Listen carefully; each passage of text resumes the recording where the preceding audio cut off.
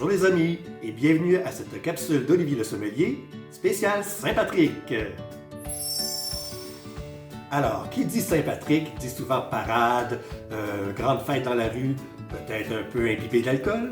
Évidemment, avec la pandémie, ce n'est pas possible cette année, mais qu'à cela ne tienne, rien ne nous empêche de célébrer quand même à notre façon cette joyeuse fête dédiée au patron des Irlandais. Alors, souvent quand on pense à l'Irlande, on pense à whisky, Baileys, des choses comme ça, mais j'ai trouvé à l'SAQ des produits qui étaient un peu plus particuliers. Et entre autres, il y en a un qui a attiré mon regard parce que son nom est très drôle d'ailleurs. C'est un gin qui s'appelle The Flaming Leprechaun. C'est cute. Déjà, l'étiquette est jolie, mais en plus, je trouve que le nom est cocasse.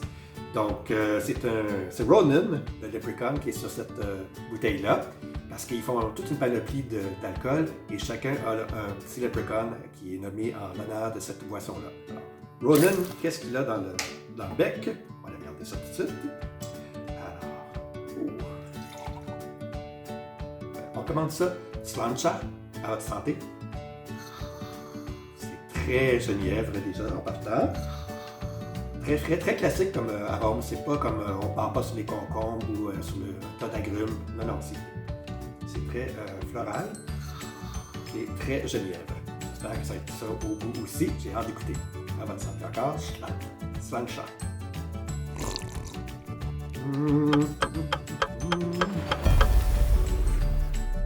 Ah ouais, c'est bon. Wow! C'est très doux dans la gorge. Ça pourrait être brûlant. Oui, là, c'est brûlant.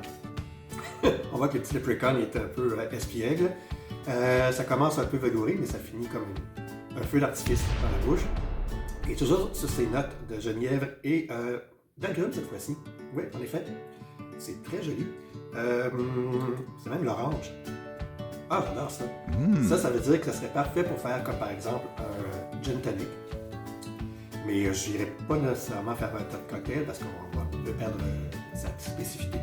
Alors voilà, le Flaming Leprechaun, le gin d'Irlande, un triple distillation.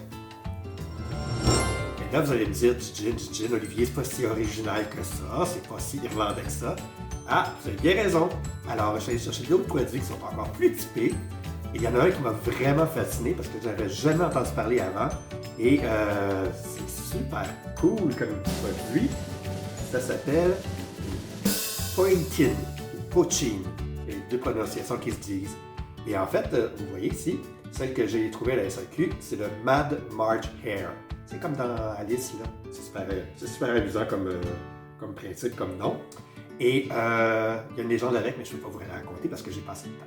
Par contre, ce que je peux vous dire, c'est que c'est un produit qui existe à peu près depuis le 6e siècle. Et ce serait des moines, quand ils sont arrivés en Irlande, qui ont ramené avec eux le principe de la distillation qu'ils avaient appris au Moyen-Orient.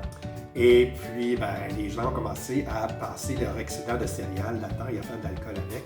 Et petit à petit, ça s'est vraiment incrusté dans les mœurs irlandaises, au point où ça se trouve maintenant partout, mais underground. Parce que ce qui est arrivé, c'est que, comment je peux vous expliquer ça rapidement? Au 17e siècle, l'Irlande est tombée sous la domination britannique. Et le roi Charles II trouvait que les Irlandais avaient une identité un peu trop forte. Et ce produit-là était souvent associé à eux. Donc, il a commencé par dire « Oh, je vais les taxer, comme ça va les enquiquiner un peu. » Mais il n'arrivait pas à trouver qui les produisait. Donc, il était des petits ratoureux. Alors, peu d'années après, il a décidé de bannir le produit carrément. Et jusqu'en 1997, ce produit-là était illégal en Irlande. Alors, voilà. C'est comme un peu l'ancêtre du moonshine, si vous voulez. C'est comme un whisky blanc, mais c'est assez particulier. C'est de l'orge maltée dans un pot de style. Et je vais vous faire découvrir ça avec moi. Je vous avoue que la première fois quand on sent ça, on est un peu... je suis pas sûr que je vais goûter. C'est un peu funky, comme on dit. Tu sais, il y en a qui peut-être connaissent la mescal. C'est un peu dans ce style-là. Pas vraiment, mais c'est un peu spécial. Ça sent un peu comment je pourrais dire?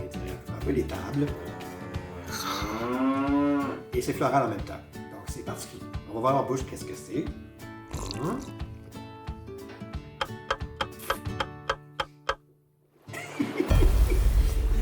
Traditionnellement, ça va entre 40 degrés et 90 degrés. à 90 degrés. On ne recommande pas de prendre ça straight de même. Celui-là, c'est du 40%. Ce qui est étonnant, c'est que c'est pas brûlant du tout. C'est très chaleureux, mais c'est doux. Et c'est très comme si c'était huileux un peu en bouche. Et c'est une explosion assez fruitée. C'est presque sucré. Et pourtant, c'est pas assaisonné. Donc, c'est assez particulier. Ouh. Non seulement vous pouvez le prendre en shooter comme ça, ce qui est normal à température pièce ou à rafraîchir, mais vous pouvez en faire un cocktail aussi. Vous pouvez mettre ça, par exemple, dans des Bloody Caesar ou dans un cocktail qui s'appelle Midnight Madness. Alors, je vais vous le faire devant vous. On va prendre notre shaker. Ah, j'ai oublié la glace. Un petit moment, je reviens avec ma glace. Et magie de Danny Maginot. Voici maintenant un peu de glace dans le shaker. On va y aller avec une once et quart ou un tiers, selon. Je suis un peu généreux ce soir. Voilà. De poitin. On va y aller avec une autre boisson typiquement irlandaise qui s'appelle Sheridan's Layered Coffee Liqueur. Alors, vous avez un côté qui est de la crème à la vanille et l'autre côté, c'est une liqueur de café et de chocolat noir. Alors, je vais montrer ça, c'est vraiment le fun. Si vous le versez comme ça, vous allez vous retrouver avec une liqueur, un beau verre. Regardez si c'est joli. Et le chocolat en bas et la liqueur de crème de vanille qui se met sur le dessus. Mais pour les besoins de la cause, j'ai seulement besoin de la crème de chocolat et de café. Donc on dit un tiers, on va mettre 2 tiers, tiens. Parce que normalement la recette dit que c'est du frangelico et du calibois, mais je trouvais que ça faisait pas tellement irlandais. Fait que j'ai dit, ben tiens, on va prendre cette liqueur de café et de chocolat. Et ça devrait être pareil. Et je vais mettre quelques gouttes de mon essence d'amande. Là, c'est justement le frangelico. Voilà. Hein? Et je vais verser ça dans un verre rafraîchi. Voilà. Et nous avons un Midnight Madness à savourer. J'ai hâte d'écouter. J'ai jamais fait ça de ma vie.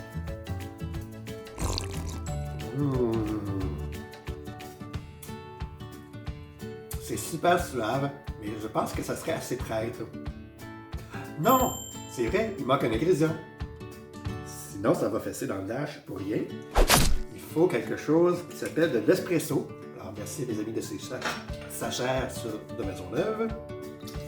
Donc, mettez une once d'espresso dans votre shaker. C'est pour ça que je pas mixologue, je suis ça. Parce que je trouvais pas l'eau.